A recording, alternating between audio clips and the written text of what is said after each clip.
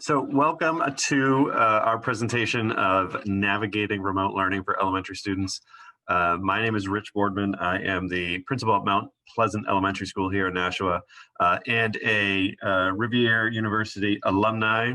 I graduated in, I think, 2007 from the master's program in education. So I'm going to be helping facilitate this, but I have some of the most amazing colleagues here with me who are going to introduce themselves quickly. Hi there, my name is Amanda Cerrone. I'm actually the assistant principal here at Mount Pleasant, and I also am a Rivier College alumni. I graduated with my undergrad from Rivier in 2007 in early childhood and special education. Hi, and I'm Paula Dano. I'm the school counselor for Mount Pleasant, and I also graduated from Rivier College in 1989 with my bachelor's in social work. I'm Diane Merchant. I am a first grade teacher at Mount Pleasant Elementary School. I graduated from Rivier College in the class of 91 with a master's degree. So you can sense there is a theme here running between the four of us. We are all working together now at Mount Pleasant in Nashua, and we are all Rivier alumni. So we just felt like it was important to kind of present some material. Just, you know, we're in these like really unprecedented times with remote learning, and for many of our elementary school students and for our parents of elementary school students, the whole idea of remote learning is just a totally new and really kind of uncomfortable situation for most of us. So we felt like, just given our professional experiences, but also some of our own personal experiences, that this might be a good topic to share and be able to share some resources and just some of our ideas with you. So I am going to turn it over to Paula. Okay, great. So as you can see from this slide, the first priority is you and yours, meaning first thing is always about safety, and we teach our kids the same things in school, and we talk to our families about safety being the first priority. So part of safety to me means emotional safety and a good emotional well-being, which is really complicated in this time for the pandemic. It's really complicated for families and for kids, and going through it together.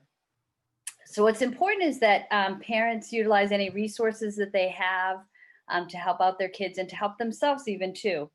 As we are all in this room as well, parents on this Zoom with you today, we understand what it might be like to have children that we're taking care of, as well as being educators and in the schools and taking care of kids. And emotional well-being is one of the most important things that we can do for kids. We will talk about academics and some tips for that as well. But the first priority, again, is your family's mental health. There's a couple of resources on here as well. One is the Division of Health and Human Services has a resource guide with all sorts of information for you, for families, for anything from food to counseling to clothing to whatever the needs are to take care of your family the best way possible. We know that everyone's at a different point. You have different age children, you're in different circumstances, different stages and places. You know, your work status might be different than your neighbors. Kids different age, your physical health or your family's physical health is a factor. All those things are factors in determining how you're doing. And there are also good aspects that you get from this as well.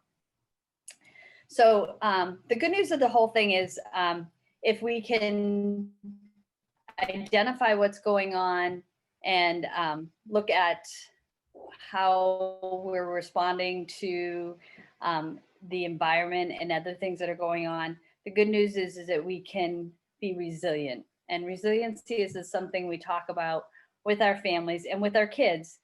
And you'll notice there's a resource on here for Choose Love. Choose Love is a social emotional program that we have going on in the schools right now. And there's a parent component to that as well. So even if your child is not associated with Nashua schools, it's still something you can go on as a parent and learn some strategies for social emotional learning. And what one of the things they teach you in Choose Love is the neurobiology of the fact that your brain can make those changes. It sometimes takes a lot, but it can make those changes. So I'm hoping that as you listen to the rest of the presentation, you'll recognize that first and foremost, it's emotional well-being and good mental health. And if you've heard this before, hopefully this is a good reminder to you to take care of yourself and take care of your family. Now I'll turn it over to Mrs. Merchant, who's going to talk a little bit more about the school setting. Yeah, so you know, I think it's going to look different in your home depending on the age of the children, right? But I think that we also have to give our children some credit. And I know sometimes I think that the expectation is too much, and then you know, I get pleasantly surprised by what they can actually do. And so, you know, having that sort of being able to step back a little bit and give them the confidence and the grace and the time to sort of navigate, because it is a lot. It's a lot that they have to go through. It's a lot of changing, and a schedule is the most important thing to adhere to. And I can't even imagine. I have a daughter who's a junior in college and a son who's a freshman in college, and they're away at college. But even they talk about how it's just a completely different landscape, right? And they're adults and they're figuring it out. They're figuring out how to navigate it. But then I think of our little ones and just how important it is to really stick to some kind of schedule. And I don't know how you parents are quite doing it at home with all these different age levels. And so I give you a lot of credit. But whatever the schedule has been set, it's so important to make sure that you either have that written down somewhere where everybody can see it and sort of hold everybody accountable. You can't sort of assume that the kids are going to be able to follow this schedule even after a few weeks. Just having that printed out schedule right there for everyone to see, especially if they're going from a home environment to a babysitting environment to a camp. You can't assume that they have it all right there and ready to go in their heads or on the computer. So I like hard copy things, and it's easy to use that as my guide, and so it can follow them wherever they go. Obviously making sure that they have all the necessary items, whether that be a whiteboard marker or an eraser or backup, right? Backup pencils, backup markers, backup crayons, backups of everything, because they are, you know, the teachers are really trying to make it as authentic and realistic as possible for them. So even though we're limited in what we can ask them to do, there will be times where they will have to, you know, will require special supplies. So making sure you have all of those supplies handy in one tote or one container, again, so that if it travels with you, it's easily confined to that one spot. I think the hardest part that I see with the kids is just everything going on around them, right? So when we're Zooming and we're teaching, I often see a sibling sitting next to them, or even a parent working remotely sitting next to them. And sometimes that can be a little distracting. So getting them into a quiet spot as much as you can when everybody's sharing the same sort of kitchen table or home office. But I even like noise canceling headphones, or even just regular headphones that they can put on so that they can really hone in on what you're saying versus, or the teacher's saying versus what the people around them are saying. I think that's very important. And then a daily plan, right? I don't know, like we have different specials on different days. So understanding what it looks like in that day. And I like to talk through things with my students in the morning. Like I'll say to them, you know, what is today going to look like for you? Well, we go through the whole classroom and I show them the visual and I say, here we are. And now we're going to, then you're going to follow the number 2 and follow the number 3. So making sure that they have a plan for the day. And even if that means that they're getting picked up at a certain time and going somewhere else, because I know there's a lot of shuffling around in the homes because people are trying to accommodate the schedules.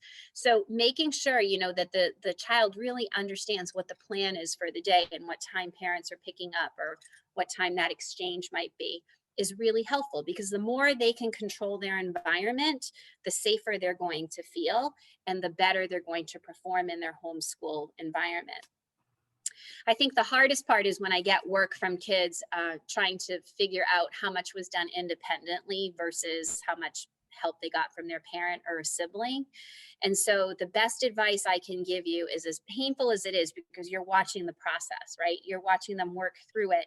And even though the answer might be wrong or it doesn't look quite right, I think you really need to let the teacher sort of judge that and give feedback on that, because if you want to rescue them whenever they're struggling, it becomes really hard for the teacher to figure out what the child knows and how to devise a plan moving forward for that child. So it has to be as honest and sometimes as ugly as it is, right? Because we want to make sure that the teacher has the best information in this remote landscape to make sure that whatever plans she's designing for you are authentic and are a reflection of what the child can do independently. So, and that's a fine line, right? And especially if you're frustrated and you say, all right, the answer is 5, just put down 5, right? But you really want to make sure that the child is understanding. And sometimes they don't, and that's okay. So let the teacher try to figure that out by turning in authentic work. I know for us, it's so difficult, the messaging part, because, we try to send an email. I say we as a first grade team, we try to send an email home to parents when things are changing in the schedule. And then we also post messages on their remote classroom. We give feedback on work. And I don't know how much of that is actually being read or processed. So, and that becomes so critical when you're trying to get your child to move from point A to point B.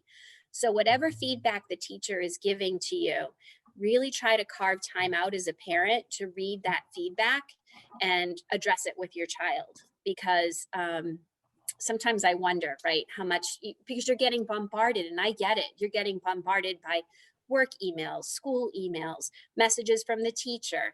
Oh, the schedule changed. Oh, it changed again. Oh, now there's a new reading teacher. Now, I understand that there's a lot of frustration, but if you can really hone in on whatever the feedback is that the teacher is giving you for your child's work, it's only going to help you be a better advocate for them at home. And then, being honest, I have to be honest. Today, we were doing a Zoom in the morning, and I had a student that was eating in the middle of class, but she wasn't just eating, she was sort of playing with her food, and all the kids were distracted. And I kind of lost my patience a little bit. And I had talked to her about it before, so I called her out in the Zoom and I said, you really need to make sure you eat before or after, not during. And the parent sent me an email a little bit later, and she was not happy with the way that I handled it. And I could have handled it better. I think that in retrospect, I probably should have waited till the class was done, and I probably should have, emailed the parent directly or given a phone call home. But it just goes to show it's just new territory and new landscape for all of us. And I think we have to give each other patience and grace. But if you sense that something's not quite right and something transpired that you're not comfortable with, you really need to reach out to the teacher, because the only way she's going to be able to address those concerns is if you have an open, honest conversation with her.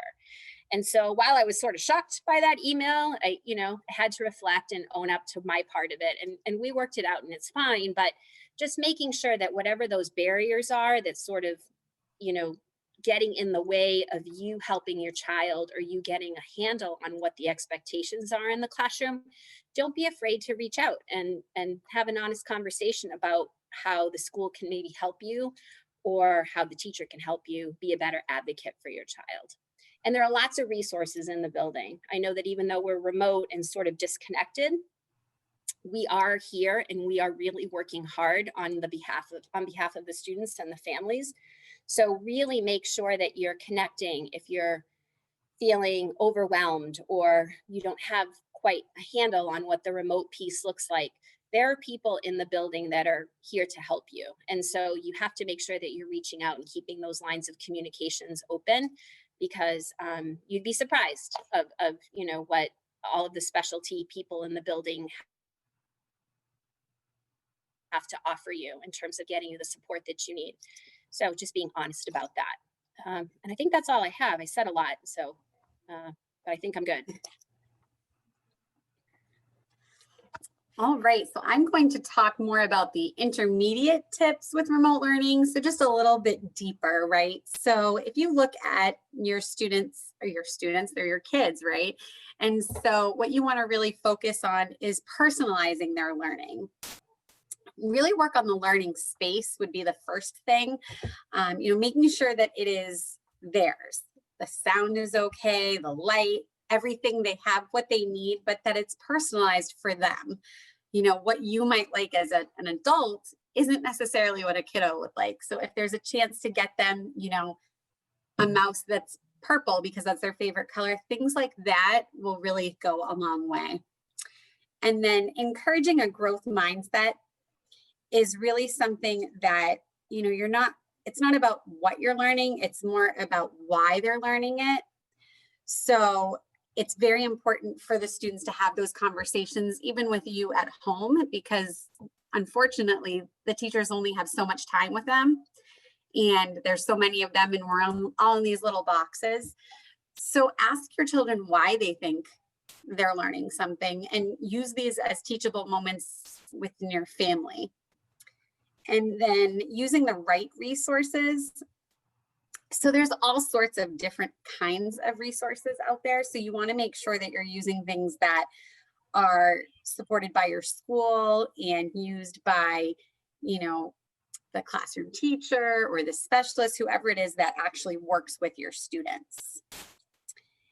And let's see, use things that your child would like to learn about and empower them, give them, you know, their curiosity is going to lead them to so many different places. So hone in on those interests, right? And let's see, when it comes to that learning environment, make sure that it's organized and they have all the things that they need. Things, you know, like their mouse, their keyboard, all the stuff that they would need to be successful. And encourage them to follow through, find different things that they are interested in, go a little bit deeper if there's something that they're learning about. Maybe they learned something in social studies and they're really interested in it. Let them dig deeper. That's totally okay. No teacher is going to reprimand them for learning more. Okay, so that's really important. And finally, help them to find what makes them want to learn. So what is going to motivate them? For some kiddos, it's just being able to have those conversations with you. This is a different time. They're connecting with you in a different way. Whereas at school, they have a different interaction with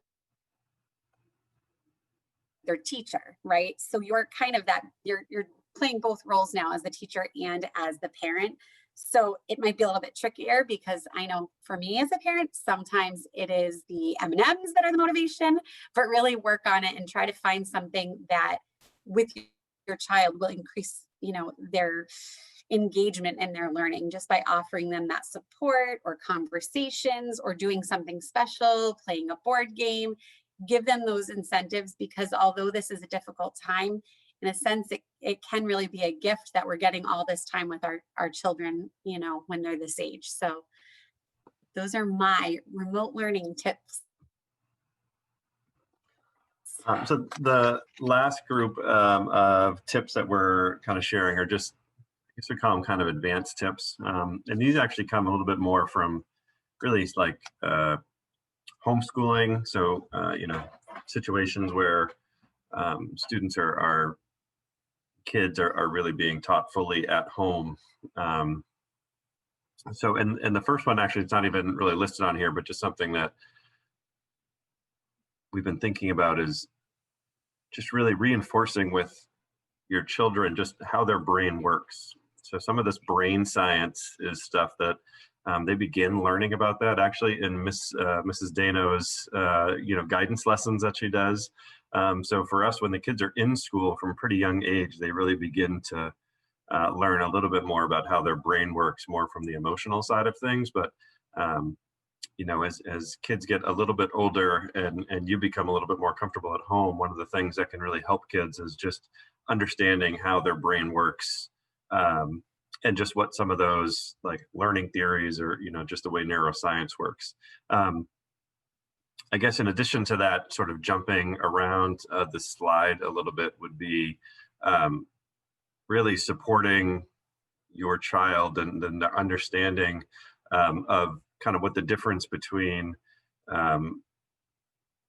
like emphasizing critical thinking and learning literacy. So really emphasizing how to think and problem solve and learning how to learn versus like the actual content. And that's a little bit tricky because, you know, it really is age dependent, right? When you think about kind of some of the more traditional thought processes, is that, you know, students who are in kindergarten, first and second grade, like, they are learning to read, and kind of once they transition from second to third and into fourth grade, now they're reading to learn.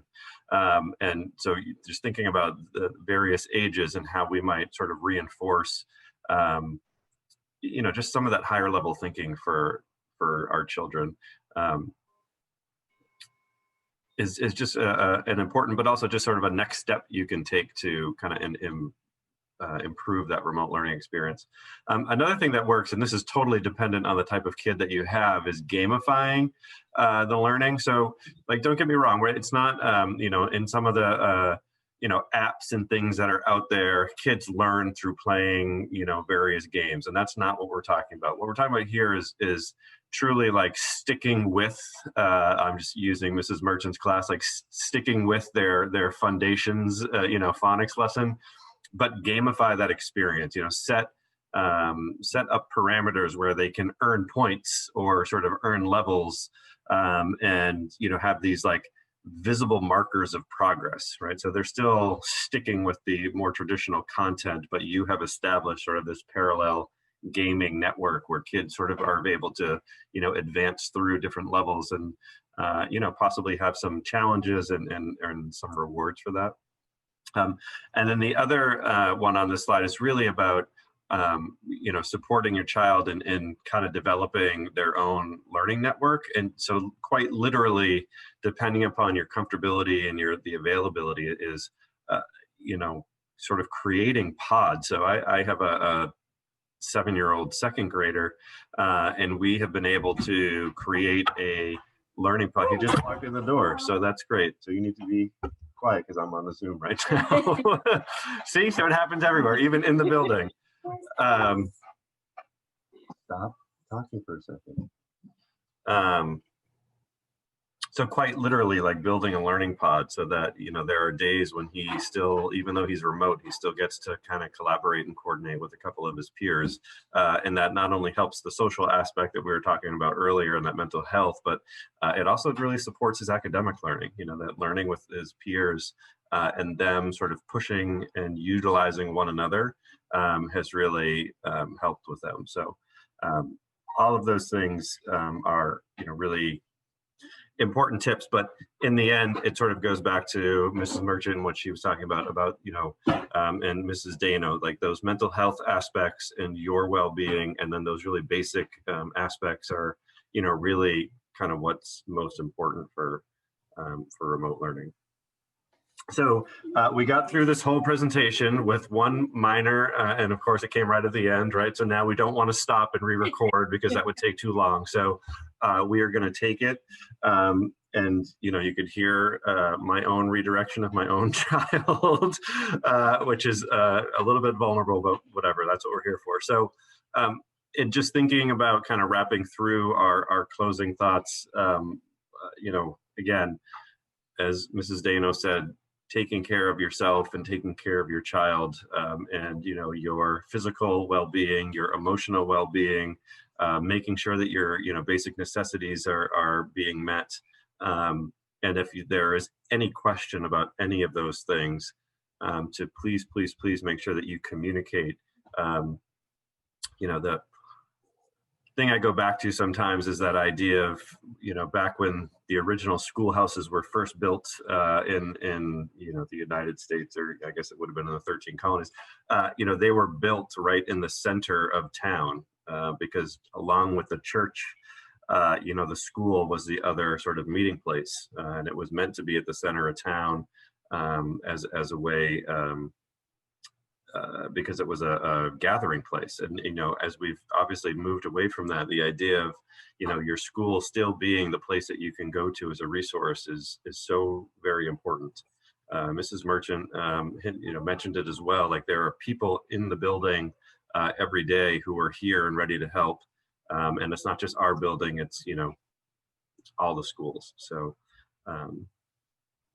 when in doubt, be sure that you take care of yourself and take care of your child. When you're ready to tackle learning, if you follow some of the recommendations that this esteemed panel has provided, we have no doubt that you'll be successful. We had originally intended this to be a little bit of a Q&A session as well. And so all I would say is, you can reach me directly or any of the staff members here by going to the nashua.edu website, and you can look us up under Mount Pleasant. Again, my name is Rich Boardman. We had System Principal Amanda Cerrone, and our guidance counselor, Miss Paula Dano, and our first grade teacher, Miss Diane Merchant. So we thank everybody for your time and for listening, and I will let everyone else say goodbye as well while I stop the recording.